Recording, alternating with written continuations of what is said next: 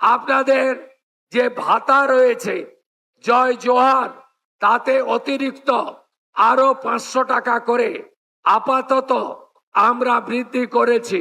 পরবর্তীকালে এ বিষয়ে আরো আমরা উদ্যোগ গ্রহণ করব, আশ্বস্ত করতে চাই।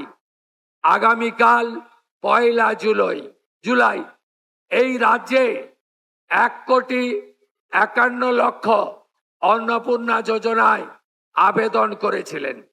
আমরা স্কুটিনি করে প্রায় 1,20,00,000 বেশি দিদি আর বোনের নামকে আমরা নথিভুক্ত করতে পেরেছি। এদেরকে আগামীকাল আমরা 3,000 করে টাকা অ্যাকাউন্টে ট্রান্সফার করব। 1,20,00,000 দিদি এবং বোন। এর মধ্যে আপনারা শুনলে খুশি হবেন, 5 লক্ষ আমাদের আদিবাসী দিদি এবং বোন আছে। 5 লক্ষ তারা আগামীকাল 3,000 টাকা অ্যাকাউন্টে পাবেন। প্রতি মাসে তারা এই সরকারের তাদের অ্যাকাউন্টে পাঠাবে। লোকপ্রসাদ শিল্পী ভাতা বৃদ্ধি সহ আপনাদের বিভিন্ন গাঁওতাগুলিকে আমাদের বাদ্যযন্ত্র এবং সাংস্কৃতিক চেতনাকে আরো এগিয়ে নিয়ে যাওয়ার জন্য আমরা উদ্যোগ গ্রহণ করেছি। আমরা আদিবাসী এলাকায় বিশেষ উন্নয়নের জন্য 350 কোটি টাকা আলাদা প্যাকেজ তৈরি করার জন্য মাননীয় মন্ত্রী ক্ষুদিরাম টুডুর দপ্তরকে দিয়েছি, যাতে তারা এই কাজটা করতে পারে। আমাদের আদিবাসী হোস্টেলগুলোতে যে ছাত্রছাত্রীরা থাকেন তাদের খাদ্য ভাতা 1,800 টাকা বাড়িয়ে আমরা আগস্ট মাস থেকে আমরা 3,300 টাকা করে তাদের খাদ্য ভাতা করব। এই সিদ্ধান্ত আমরা গ্রহণ করেছি। এই সরকার আদিবাসীদের কর্মসংস্থানও দিতে চায়।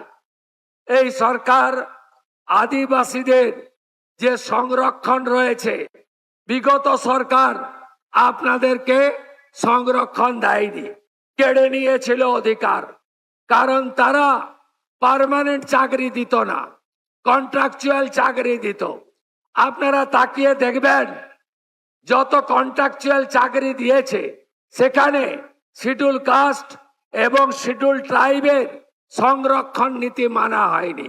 শুধু তাই নয়, এই রাজ্যে হাজার হাজার ভুয়া এসটি সার্টিফিকেট দেওয়া হয়েছে। এসটি সার্টিফিকেট দেওয়া হয়েছে।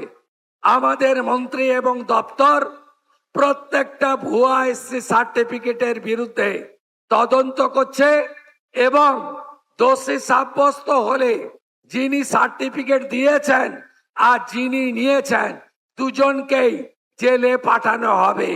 আদিবাসীদের সার্টিফিকেট 2 নম্বরই করতে এই সরকার, ভারতীয় জনতা পার্টির সরকার দেবে না, এটা আপনারা নিশ্চিন্ত থাকতে পারেন। শুধু আদিবাসী কল্যাণ দপ্তর নয়, আমরা পশ্চিমাঞ্চল উন্নয়ন দপ্তর, যে দপ্তর আমার হাতে আছে, এই দপ্তরে গত 3 বছর প্রাক্তন মুখ্যমন্ত্রী টাকা দেননি, 1 টাকাও দেননি। আপনি শুনলে অবাক হবেন, 25-26-এ মাত্র 6 কোটি টাকার কাজ হয়েছে এই 75টা ব্লকে, জঙ্গলমহলে। আমি আপনাদের বলি, আমরা এবারে 1200 কোটি টাকা বরাদ্দ করেছি বাজেটে। এই জঙ্গলমহলের 75টা ব্লকে ব্যাপক উন্নয়ন হবে।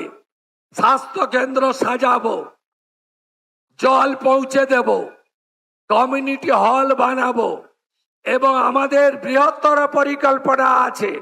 একদিকে জামশেদপুর ঝাড়খণ্ড শিল্পনগরী, আরেকদিকে দুর্গাপুর শিল্পনগরী। এই দুটোকে 200 কিলোমিটারের রাস্তায় যুক্ত করা যায়। এই সমগ্র এলাকা আমাদের পুরুলিয়া বাঁকুড়া এই এলাকাকে আগামী দিনে আমরা আরো বেশি করে উন্নয়নের চরম শিখরে নিয়ে যাব। ঝাড়গ্রাম যেমন একটি আদিবাসী ইউনিভার্সিটি পেয়েছে, আমি জেলা শাসককে বলেছি, তিনি এখানে অনেকগুলো জায়গা দেখে রেখেছেন। ওই জায়গাতে আমাদের পশ্চিমাঞ্চল উন্নয়ন দপ্তরের টাকায় বিল্ডিং বানিয়ে দেব এবং এই এলাকায় একটি ভালো হসপিটাল নির্মাণ আমরা করে দেব, এই প্রতিশ্রুতি আপনাদের দিতে পারি। এবং পশ্চিমাঞ্চল উন্নয়ন দপ্তর, আদিবাসী কল্যাণ দপ্তর আর আমাদের পর্যটন দপ্তর সঙ্গে ত্রিস্তর পঞ্চায়েতের ফিনান্স কমিশনের টাকা, এই সব টাকা মিলিয়ে মুকুটমণিপুর একটি আদর্শ পর্যটন কেন্দ্র। এখানে আরো পরিকাঠামোর শ্রীবৃদ্ধি করা দরকার। আরো অরণ্যকে রক্ষা করে আমাদের আরো প্রকৃতি মা আমাদের যা দিয়েছে সেটাকে আরো সাজানো দরকার। এই কাজগুলো আমরা করব। আমি আপনাদেরকে প্রণাম জানাই হুল দিবসে। এই বিগত যে সরকার ছিল তারা কম অত্যাচার করেনি। ব্রিটিশদের উপরে ব্রিটিশের অত্যাচারও ছাড়িয়ে গেছিল। তাই অত্যাচারীরা, তোষণবাজরা, দুর্নীতিগ্রস্তরা শেষ কথা বলে না। আপনারা ভগবান, জনতা জনার্দন, আপনারা পশ্চিম বাংলায় 16টি আদিবাসী সংরক্ষিত আসনে আপনারা আমাদের জিতিয়েছেন। শুধু 16টি সংরক্ষিত নয়, কাশীপুর জেনারেল আসন থেকেও কমলাকান্ত হাঁসদাকে জিতিয়েছেন। তাই পশ্চিমবঙ্গে এখন 16 জন নয়, 17 জন আদিবাসী বিধায়ক আর 17 জনই ভারতীয় জনতা পার্টি। আমি আপনাদেরকে প্রণাম জানাই। আপনারা দুহাত ভরে আশীর্বাদ করেছেন। এবারে উন্নয়ন দিয়ে আপনাদের ঋণ আমরা শোধ করব। পশ্চিমবঙ্গ সরকার আপনাদের পাশে থাকবে। হাতে কাজ, পেটে ভাত, মাথায় ছাদ ভারতীয় জনতা পার্টির অঙ্গীকার ছিল, আছে, থাকবে। আমাদের ভিডিও ভালো লাগলে লাইক এবং শেয়ার করুন। কমেন্ট সেকশনে গিয়ে জানান আপনাদের মতামত। আরও ভিডিও পেতে আমাদের চ্যানেল সাবস্ক্রাইব করুন এবং প্রতি মুহূর্তে খবরের আপডেট পেতে প্রেস করুন বেল আইকন।